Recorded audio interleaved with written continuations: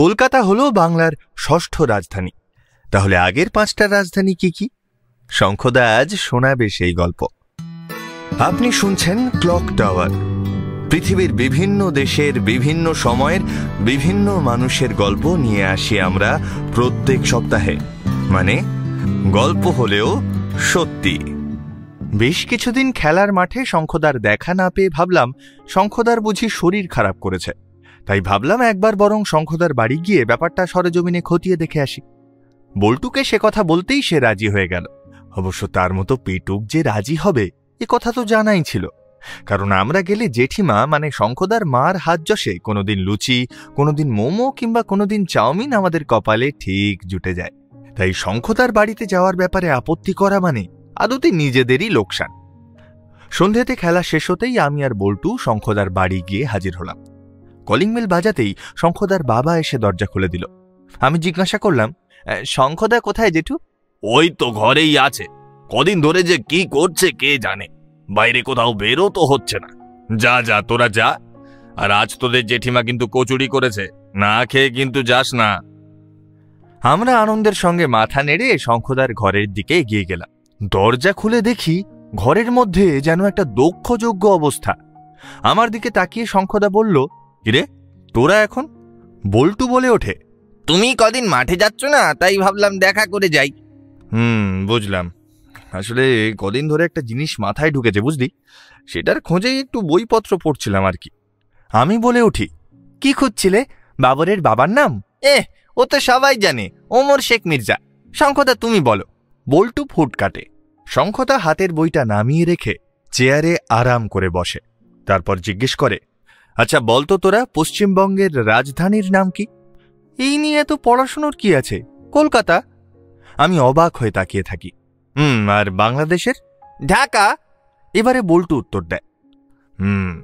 তাহলে এবারে ভাব, স্বাধীনতার আগে তো একটাই বাংলা ছিল, তখন তার রাজধানী কি ছিল?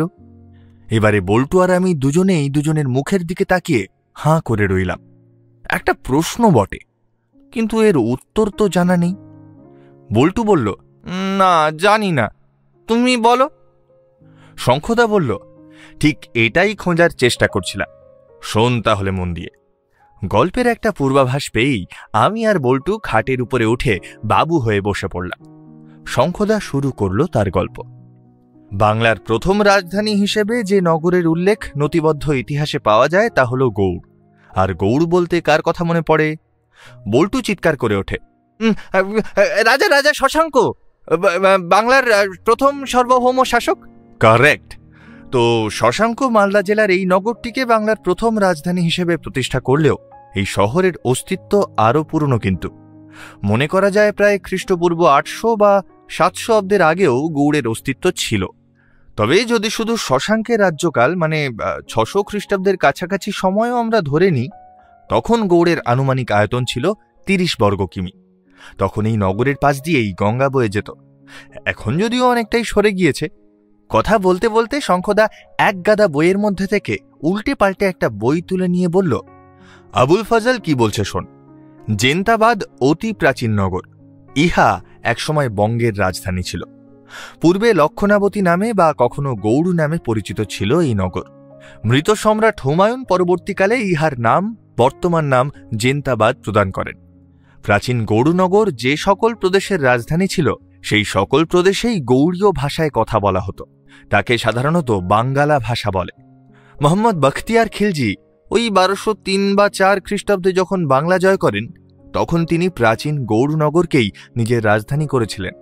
এর বহু পরে 1535 অব্দে যখন সম্রাট হুমায়ুন শের খাঁ নামক পাঠানের পশ্চাদানুসরণ করেন, সেই সময় তিনি বঙ্গের তৎকালীন রাজধানী গৌড় অধিকার করেন। এই হুমায়ুনের গৌড় দখলের পর থেকেই ধীরে ধীরে গৌড়ের নাম ও গুরুত্ব দুই ইতিহাসের পাতায় অনেকটাই ফিকে হয়ে গিয়েছিল। এইবার বল্টু অধৈর্য হয়ে বলে উঠল, ও তারপরেই বুঝি হুমায়ুন রাজধানী বদলে ফেলেন কলকাতায়? শঙ্খদা ধমক দিয়ে উঠল, সারা জীবনই তুই আকাট মুখ্যই রয়ে গেলি, বুঝলি? পুরোটা শোনার ধৈর্য নেই না? আগে পুরোটা শোন, তারপর বল। আমি বললাম, তুমি ওর কথা বাদ দাও, তুমি বলো। শঙ্খদা বলা শুরু করল, যাই হোক, তো এরপর বাংলার রাজধানী যেখানে স্থানান্তর হয় সেটা হলো বিহার ও বাংলার মাঝামাঝি রাজমহল নগরে। হুমায়ুন করেছিলেন? প্রথমবার করেছিলেন আকবরের বিশ্বস্ত সেনাপ্রধান তথা বঙ্গদেশের ভাইসরয় বা সুবেদার মানসিংহ, আর পরের বার বাদশাহ শাহজাহানের পুত্র শাহাসুদা। স্কটিশ ডাক্তার ফ্রান্সিস বুকানান হ্যামিল্টন ভারতে এসেছিলেন সাধারণ জাহাজ কর্মী হিসেবে। এ জাহাজ ও জাহাজ ঘুরতে ঘুরতে একদিন এসে পৌঁছলেন কলকাতায়। সেখানে মেডিকেল সার্ভিসে যোগ দিলেন।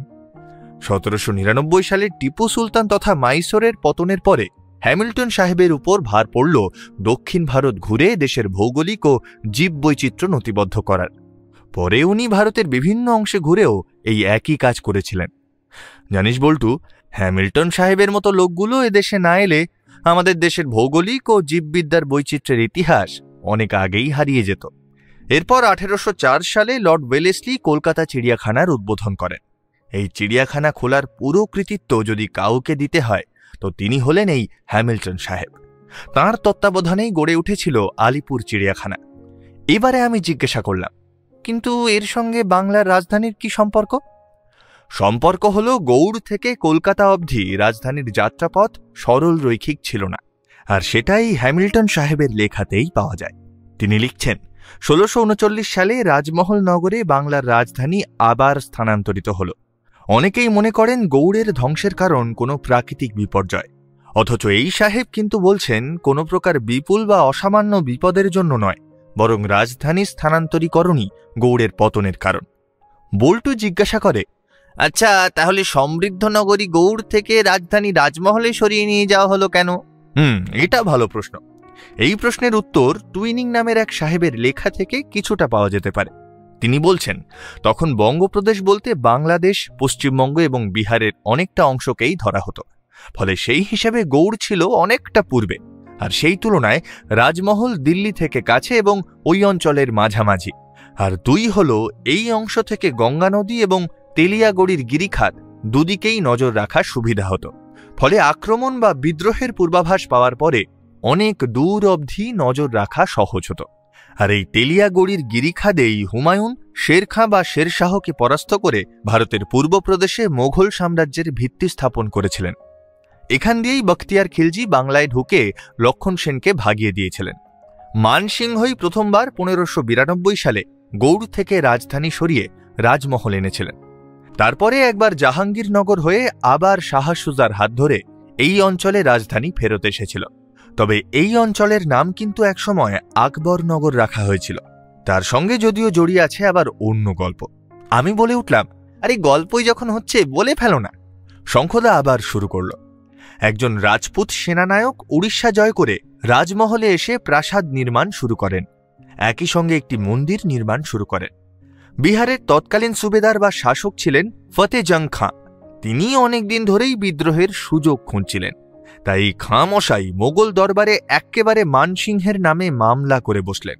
তিনি লিখে পাঠালেন, মানসিংহের প্ররোচনায় নগরের মাঝে হিন্দু মন্দির তৈরি করে নগরের পবিত্রতা নষ্ট করা হচ্ছে। এই শুনে মানসিংহ পড়লেন সমস্যায়। এ কি কথা শুনি হায়, জাত কুল মান সব যায়, এই বলে হয়তো একটু ধমকও দিলেন। মানসিংহ নিশ্চয়ই বললেন, মানসিংহ হেয়ার, নো ফিয়ার। তিনি রাতারাতি রাজমহলের নাম বদলে আকবরনগর করে দিলেন, আর হিন্দু মন্দির জুম্মা মসজিদে পরিবর্তন করে দিলেন। বল্টু বলল, মাঝে জাহাঙ্গীরনগর রাজধানী যাওয়ার গল্পটা বলো। ওহো, ওটা মিস করে গেছি না। আচ্ছা শোন, 1608 সাল নাগাদ বাংলার তৎকালীন সুবেদার ইসলাম খাঁ রাজধানী ঢাকায় নিয়ে যান। এই যে বললে জাহাঙ্গীরনগর। শঙ্খদা আবার ধমক দিয়ে উঠল, উফ, তুই না বড্ড বেশি কথা বলিস। ঢাকা শহরের নামই বদলে ইসলাম খাঁ রাখলেন জাহাঙ্গীরনগর। তাঁর রাজধানী সরিয়ে নিয়ে যাওয়ার পিছনে একটা উদ্দেশ্য ছিল।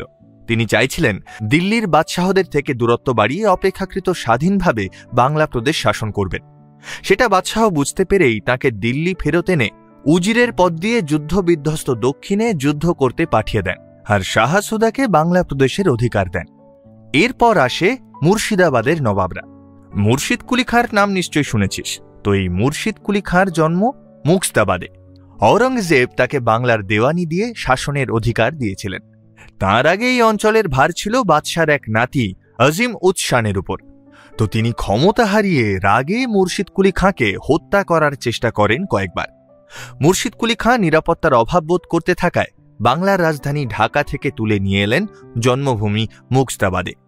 তাছাড়া এই অঞ্চল বাংলা প্রদেশের মাঝামাঝি হওয়ায় কাজেও সুবিধা হতো। তো এই মুর্শিদ কুলি খাঁ বিজাপুরে যখন বাদশার সঙ্গে দেখা করে বঙ্গপ্রদেশ থেকে সংগ্রহ করা রাজস্ব জমা করলেন, তখন বাদশাহ খুশি হয়ে মুর্শিদ কুলি খাঁকে বিপুল উপহারে ভরিয়ে দিলেন। একই সঙ্গে এই শহরের নাম পরিবর্তনেরও অধিকার দিলেন। মুর্শিদ কুলি খাঁ ফিরে এসে মুক্তাবাদের নাম পরিবর্তন করে নিজের নামের সঙ্গে মিলিয়ে রাখলেন মুর্শিদাবাদ, অর্থাৎ মুর্শিদের শহর। তারপরের ইতিহাস তো তোরা জানিসই। ইংরেজরা 1757 সালে বাংলা দখল করল, আর তারপরে 1772 সালে ওয়ারেন হেস্টিংস রাজধানী সরিয়ে নিয়ে আসেন কলকাতায়। বাবারে, গৌড় রাজমহল ঢাকা মুর্শিদাবাদ হয়ে কলকাতা, তাহলে কলকাতা বাংলার পঞ্চম রাজধানী, কি বল?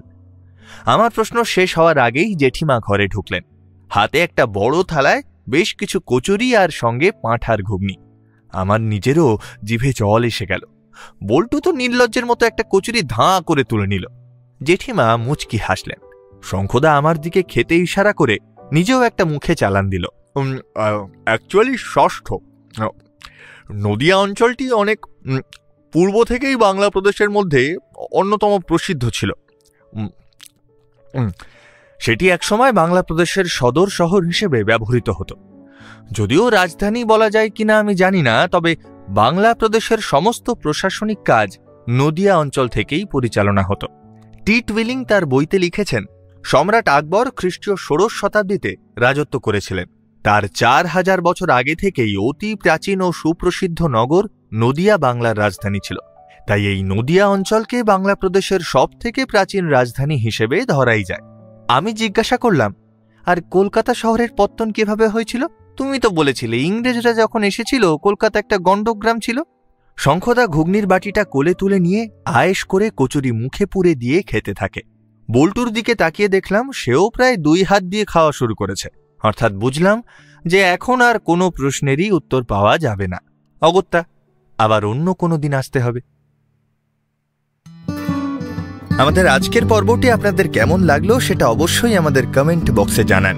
যদি ভিডিওটি ভালো লেগে থাকে তাহলে ভিডিওটিকে লাইক করুন, চ্যানেলটিকে সাবস্ক্রাইব করুন, আর হ্যাঁ, অতি অবশ্যই ওই যে ছোট্ট ঘন্টাটি আছে ওটা একবার প্রেস করে দেবেন।